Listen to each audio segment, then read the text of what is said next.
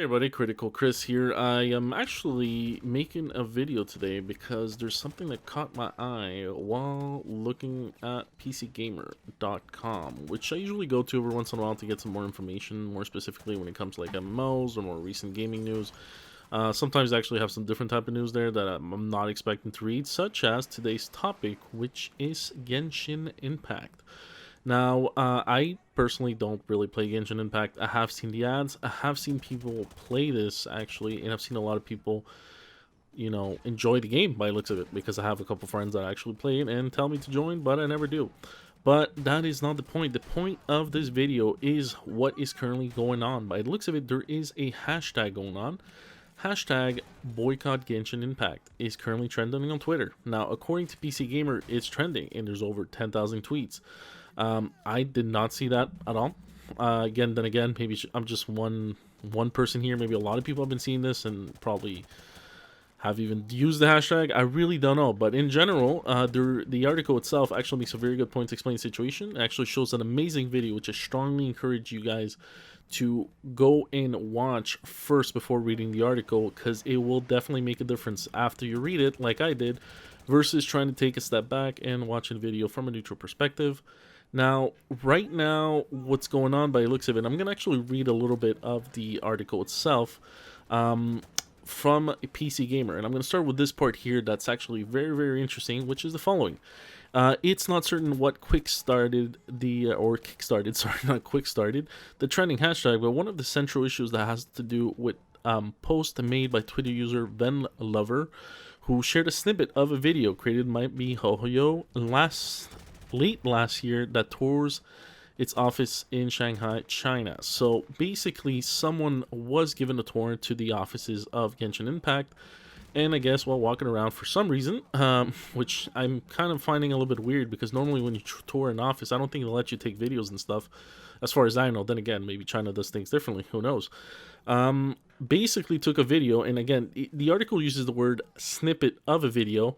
I understand that maybe you were trying, or whoever was taking the video was trying to hide the fact that we're taking a video, but again, it's a snippet. A snippet is a 2-second video, which is literally, the video is 2 seconds long, of what appears to be, and I'm going to quote I'm going to quote PC Gamer here, appears to be dancing indigenous Americans, which actually I do agree. I do see there the video itself, the quality is really, really bad, but I can pretty much say, fair assumption there, it does look indeed like Native Americans in the background, with in front of it an animated model of what's it called, Hilichurl, which is a enemy, or a main enemy in Genshin Impact, I guess you're going to be fighting.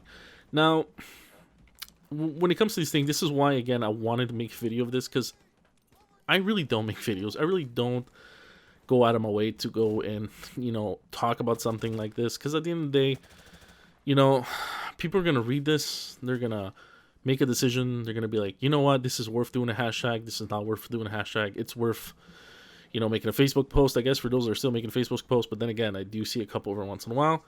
But at the end of the day, people are just going to look at this. They're going to look at this and they're going to say, you know what, this is worth making a stir, causing a fuss. This is definitely worth, doing something about it. Now, again, I'm trying not to go too much into detail of what the article says, because at the end of the day, I still encourage you guys to go look at the video itself and make yourself a decision when it comes to this. But in general, I saw the video, I saw the clip itself, and you know what, my personal opinion here, I did not go and automatically assume, hey, you know what, they're definitely making fun of indigenous people here. Now, I'm going to tell you what I saw, and I'm going to tell you what I felt, which is the following. I saw someone, an animator, working on a creature's movement. And I guess he was trying to make the movement similar to what the video was showing, which was two indigenous Americans dancing, I guess, or just jumping. Again, the impression I got was they were jumping. I wouldn't say really dancing. It's a 2-second video. Can't really tell apart. And in the animation itself, it did not look like he was jumping at all. Honestly, I think they were just wobbling. He was just wobbling the creature around just to make it feel like, hey, this is what wobbling would look like. Or this is a far-fetched one, and this is maybe a possibility as well. Maybe, just maybe, the animator was trying to find a reference of how it would feel like something heavy hitting the ground and then wobbling in this case. Again, we can't really tell. It's a 2-second clip. So for all I know, maybe I'm right. Maybe the animator was like, hey, you know what? I want to animate the landing sequence, or how does it feel like the heavy weight of a creature that's heavy landing somewhere or just wiggling around maybe. And you know what? The closest thing you can find was, the video of the two indigenous Americans dancing. Now, again, the reason why I would say this is a possibility is because when I looked at the video, I didn't automatically look at this and say, yeah, they're definitely trying to copy that. I looked at the video and I said, you know what? Why would this person take this video? Now, this is my perspective, but just maybe, and again, if there's any animators out there, let me know. I'm thinking maybe, and this is a big maybe again, I know I'm saying this a lot, but just maybe, he was just trying to reflect what it would feel like when the feathers on the head of the creature in the animated video would wiggle, like, like physics in other sense, like how physics would look like if somebody was dancing around with a bunch of feathers on their head. In this case, the video would be a pretty good representation of that. Now, imagine you're an animator, you're spending hours and hours, and then you're kind of like, you know what, I want this character, or this creature in this case, to maybe have an impact or something, have like a feeling of, weight of, whatever the headpiece is. Because if you look at the creature itself, it does have some sort of like tribal headpiece there. And you know what? He was maybe using the video as a reference. He was saying, hey, you know what? This video is perfect. I doubt there's any ill intent, or, and I think the legal term is bad faith in there, to represent a special culture or a specific, group of people. And he said, look at this video. It looks good. This person is jumping around. They have a headpiece that's very similar to what I want to animate.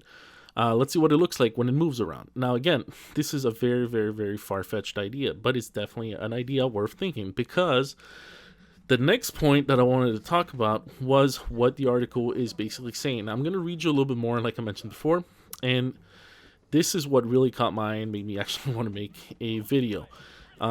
It says here, just a few seconds long, this clip has sparked controversy over Genshin Impact's potential use of real-world minorities to influence the design of its fantasy races. Now, this sounds awfully familiar to something I read recently, which I'm sure a lot of you have already read, which was the extra credit issue right now with orcs in Dungeons and Dragons. Now, that could actually be a whole video by itself, and I'll be honest, I'll probably make a video if I feel like it. Again, I just kind of want to wait this to blow over a little bit, get the whole facts, just to see a little bit more. But anyway, back to the article itself. It says, Hilichurls are humanoid creatures in one of the primary enemy types that players fight throughout the game, and are depicted in the story as a kind of indigenous species of Teyvat, which I'm assuming is the world of Genshin Impact. They wear stereotypical tribal clothing. Again, my reasoning why at the beginning I think this is why. It might be, again, it's a conspiracy theory at this point. Hypotheses, who knows. And conduct tribal dances and ceremonies, and are frequently led by magic using Hilichurl shamans. Genshin Impact story and dialogue also explicitly say that Hilichurls are evil, or manipulated into being evil, depending how you interpret its complicated lore, which I do agree. Again, I have no idea when it comes to these creatures. I don't know who's talking about what. I have no idea if, anything about these creatures. Again, I'm just going based off the impression I got. Now, if you're telling me the game lore says they're evil creatures, I'm going to give you benefit of the doubt. Again, I can maybe see that. Now, this is the fun part, and I specifically left this out. It actually also adds that the lore says they're unintelligent and uncultured. Simply put, Hilichurls are monsters, one that appear to be at least in part inspired by real-world indigenous people. It's an issue that mirrors